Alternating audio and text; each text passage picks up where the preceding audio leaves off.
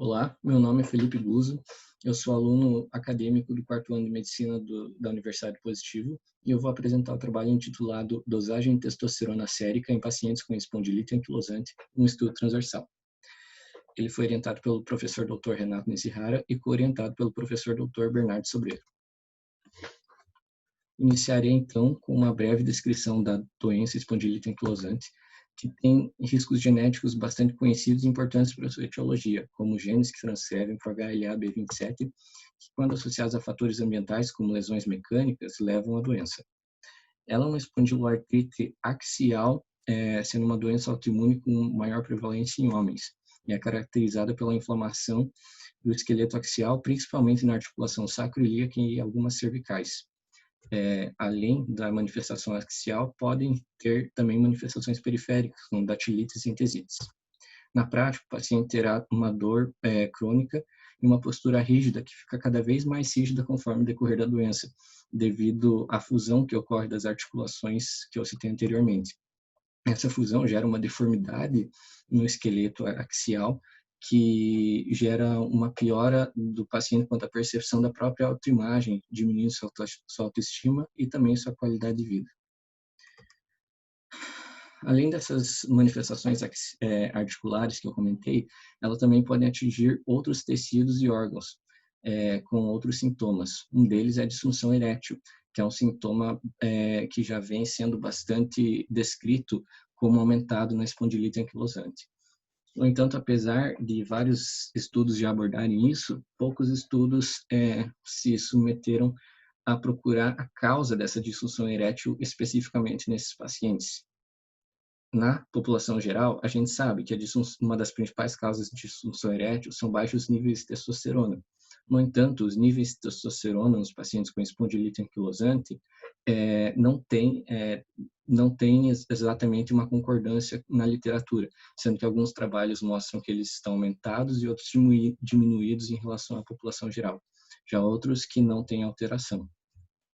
Portanto, os objetivos principais do nosso trabalho são investigar a disfunção erétil, se ela realmente existe no nosso grupo de pacientes, investigar os níveis de testosterona dos grupos de pacientes e, finalmente, correlacionar esses níveis com a disfunção erétil, vendo se são eles os fatores causais para ela ou se é a atividade da doença e a qualidade de vida que gera essa disfunção.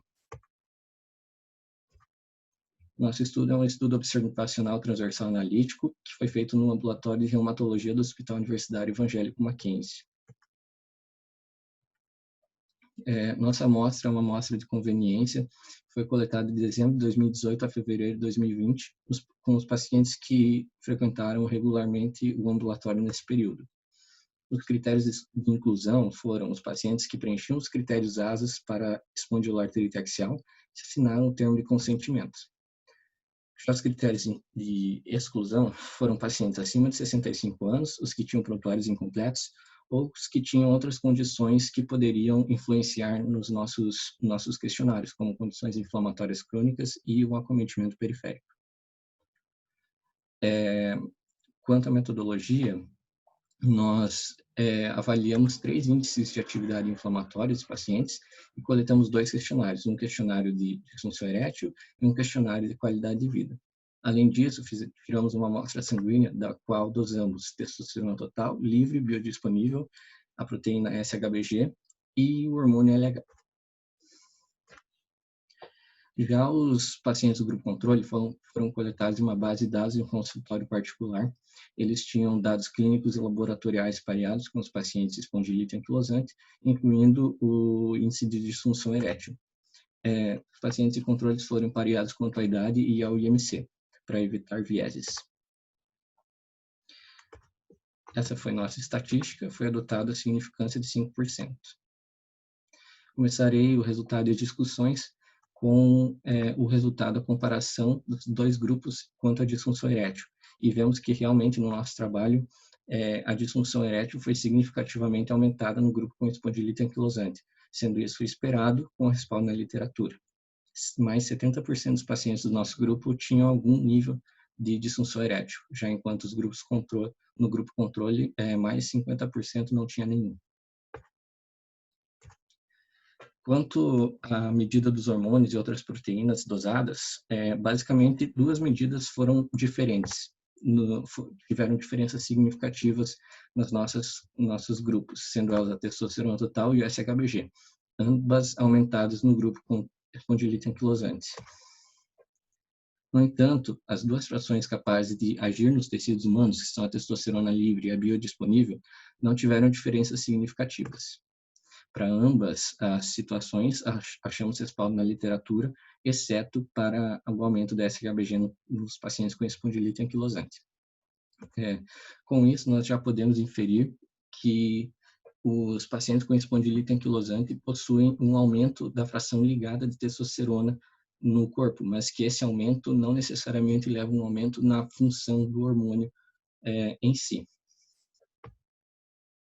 Quanto ao SHBG, o aumento da SHBG recentemente vem sendo relatado como um fator que, independentemente, pode aumentar o risco cardiovascular de pacientes na população geral. E os pacientes com espondilite anquilosante possuem um aumento no risco cardiovascular, só que, previamente, esse aumento havia sido atribuído à condição inflamatória que a doença gerava.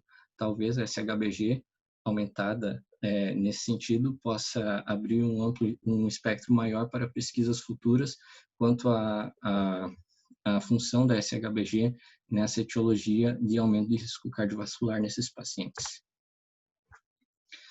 Quanto à correlação da disfunção erétil com todas as variáveis que a gente se propôs a estudar, podemos ver que nenhum hormônio teve realmente uma correlação significativa. Então, não são os hormônios que geram a disfunção erétil, mas vimos a correlação significativa com o grau de atividade da doença, mostrados pelo questionário BASDAI e ASDAS-PCR. E isso tem respaldo na literatura. Já também vimos uma correlação significativa entre a disfunção e a qualidade de vida diminuída dos pacientes.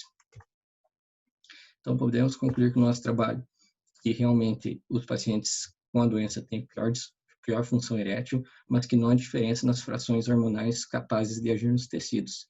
No entanto, há maior nível de testosterona total e SHBG nos pacientes com espondilite anquilosante.